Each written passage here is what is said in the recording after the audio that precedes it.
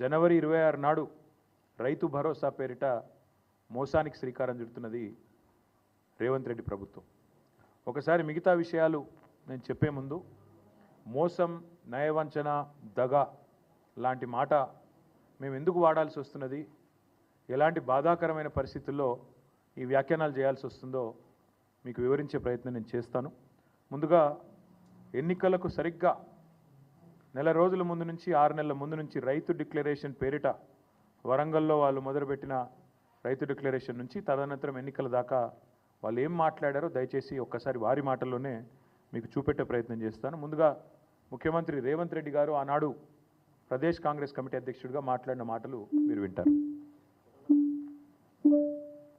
భరోసా పథకం కింద 15,000 కౌలు రైతులు కూడా ఇస్తాను. అది గుర్తింపు ఎట్లా అంటే ఇద్దరికి ఇస్తారా, యజమానికి ప్లస్ కౌలు రైతుకా, కౌలు రైతుకేనా? ఇప్పుడు స్పష్టంగా అందులో భూ యజమానికి మీకు అంటే మీరు ఎందుకు ఇంత క్లియర్ గా ఉన్నా కూడా మీకు అనుమానం వచ్చిందో స్పష్టంగా మళ్ళొక్కసారి చదివి వినిపిస్తాం మీకు. ఇందిరమ్మ రైతు భరోసా పథకం భూమి ఉన్న రైతులతో పాటు కౌలు రైతులకు కూడా ఏడాదికి ఎకరాకు 15,000, భూమి లేని ఉపాధి హామీ కూలీలకు ప్రతి ఏడాది 12,000. స్పష్టంగా ఏ మాత్రం శశపిశలు లేకుండా, అనుమానం లేకుండా, పదాలు అటు ఇటు కాకుండా పేర్చి పూర్చి ప్రజలకు స్పష్టంగా చెప్పినము. భూ యజమానికి వచ్చే 15,000 భూ యజమానికి వస్తాయి. భూ యజమానులు 58 లక్షల మంది ఉన్నారు, చిన్న సన్నకారు రైతులు కలిసి. కౌలు రైతు చట్టం తెచ్చినప్పుడు నమోదు చేయించుకునేది 15 లక్షల మంది.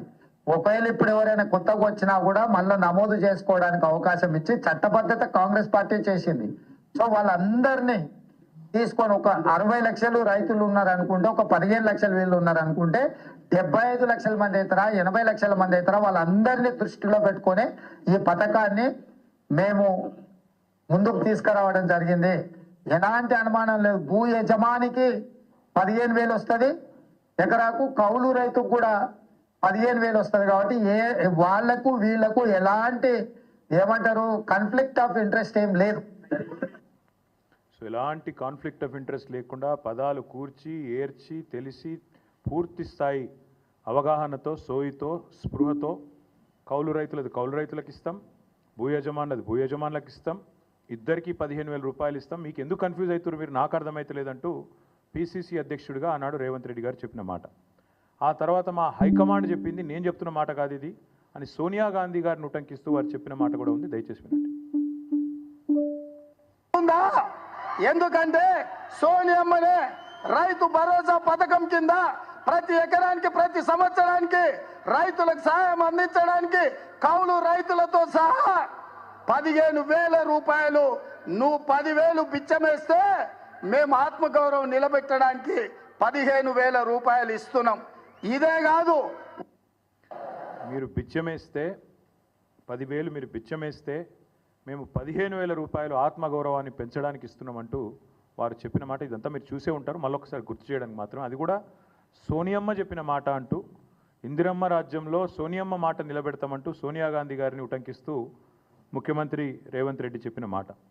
సరే, ఇక్కడ ఈ స్థాయి నాయకులు చెప్తే నమ్మతలేరేమో అని చెప్పి వరంగల్లో రైతు డిక్లరేషన్ అనే ఒక భారీ బహిరంగ సభ పెట్టి వేలాదిగా రైతులను అక్కడ తీసుకొచ్చి రాష్ట్ర వ్యాప్తంగా అక్కడ కూడా ఢిల్లీ నుంచి వచ్చిన రాహుల్ గాంధీ గారితో కూడా ఇదే మాట చెప్పించారు. దయచేసి అది కూడా ఒకసారి రాహుల్ గాంధీ గారి బయట కూడా మీరు వినాలి. हमने वरंगल डिक्लेरेशन किया और उसमें हमने तेलंगाना के किसानों से वायदे किए. मैंने कर्जा माफी की बात की, एमएसपी की बात की, 15,000 रुपए प्रति एकड़ डायरेक्ट बेनिफिट हम किसानों को देने जा रहे हैं. और रेवंत जी ने पूरा डिक्लेरेशन पढ़ा. यह सिर्फ एक डिक्लेरेशन नहीं है, यह किसानों के लिए कांग्रेस पार्टी की गारंटी है.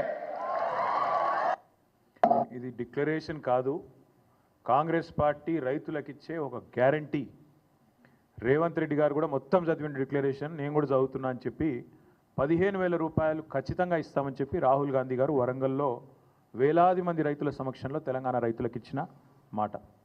అందుకే ఇవాళ తెలంగాణ ప్రభుత్వం తీసుకున్న ఈ నిర్ణయం ఏదైతే ఉందో 15,000 రూపాయలు ఇస్తాం ఎకరానికి అని చెప్పి ఇవాళ 12,000కే కుదించి సంబురాలు చేయమంటున్న రేవంత్ రెడ్డి ప్రభుత్వం ఖచ్చితంగా తెలంగాణ ప్రజానీకాన్ని తెలంగాణ రైతాంగానికి తీరని ద్రోహం చేస్తున్నది, తీరని అన్యాయం చేస్తున్నది. ఇది ఈ ద్రోహాన్ని ఈ వంచనని తెలంగాణ రైతులు ఎట్టి పరిస్థితిలో మరి క్షమించరు అనేది తప్పకుండా మా పార్టీ యొక్క ఆలోచన. అందుకే నమ్మి ఓటేసిన పాపానికి డిక్లరేషన్ల పేరిట మీరిచ్చిన వాగ్దానాలు గ్యారంటీల పేరిట మీరు చెప్పిన మాటలు పచ్చి మోసం అని చెప్పి ఇవాళ తెలంగాణ రైతన్నలందరికీ అర్థమైంది. కాంగ్రెస్ పార్టీని ఖచ్చితంగా భవిష్యత్తులో పాతరేస్తారని చెప్పి మేమైతే బలంగా అనుకుంటా ఉన్నాం. నిజంగా చెప్పాలంటే మోసం అనే పదం కాంగ్రెస్ పార్టీకి సంబంధించినంత వరకు చాలా చిన్న పదం.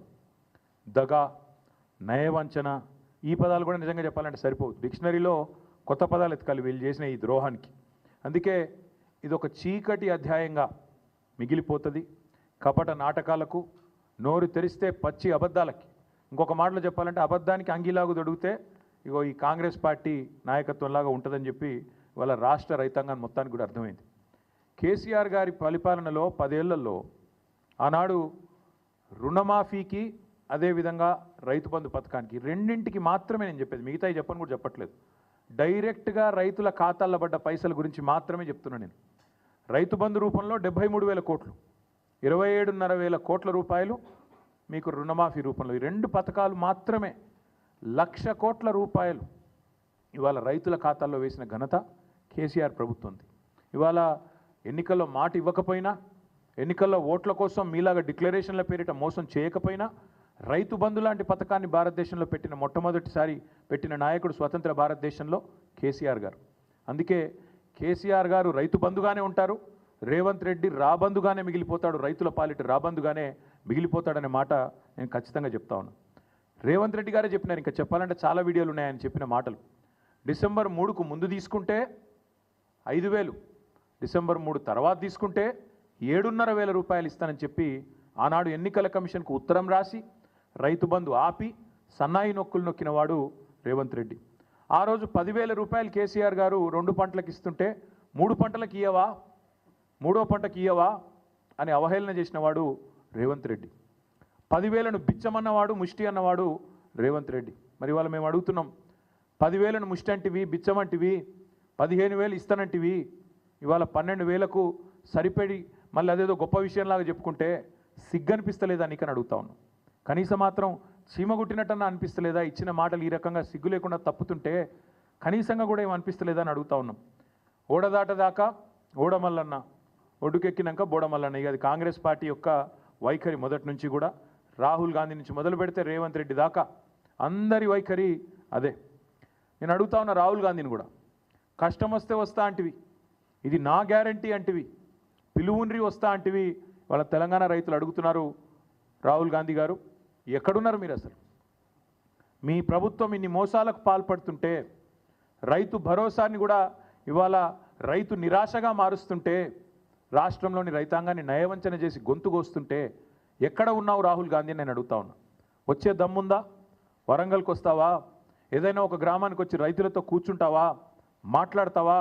కనీసం ఎందుకు ఈ రకంగా మోసం చేస్తున్నదో నీ రేవంత్ రెడ్డి ప్రభుత్వం చెప్పే ధైర్యం ఉందా? మేనిఫెస్టోలో ఇచ్చిన మాటను నిలబెట్టుకున్నందుకు ముందుగా ముఖ్యమంత్రి నుంచి మొదలు పెడితే రాహుల్ గాంధీ దాకా ఖచ్చితంగా తెలంగాణ రైతాంగానికి క్షమాపణ చెప్పాల్సిందే.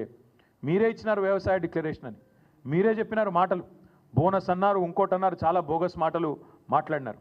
కానీ వీటన్నిటికంటే దరిద్రం, వీటన్నిటికంటే నికృష్టమైన మాట నిన్న రేవంత్ రెడ్డి గారు మాట్లాడినారు. ఇది పేపర్లో రిపోర్ట్ అయింది, దాని ప్రకారమే నేను మాట్లాడుతూ ఉన్నా.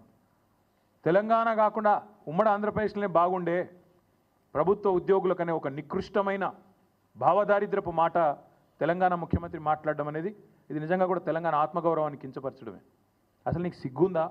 ఉద్యమంలో ఎన్నడూ రాలేదు కనీసం కలిసి, ఇవాళ సిగ్గు లేకుండా ఆ ముఖ్యమంత్రి పదవిలో కూర్చొని కూడా ఈ భావదారిద్రపు మాట మాట్లాడడానికి ఒక తెలంగాణ బిడ్డవు కదా, కనీసం రేషమని ఉండాలి కదా. ఎక్కడున్న తెలంగాణ ఎక్కడ పోయిందండి? 10 ఏళ్లలో భారతదేశానికే ఆదర్శంగా నిలబడ్డ తెలంగాణను పట్టుకొని ఉమ్మడి ఆంధ్రప్రదేశ్లోనే బాగుండే పరిస్థితులను మాట్లాడడానికి నీకు మనసెట్లు వచ్చింది? నీ రాష్ట్రాన్ని నువ్వే కించపరచడానికి నువ్వు ముఖ్యమంత్రి అనే ఇంగితం కూడా నీకు లేదా?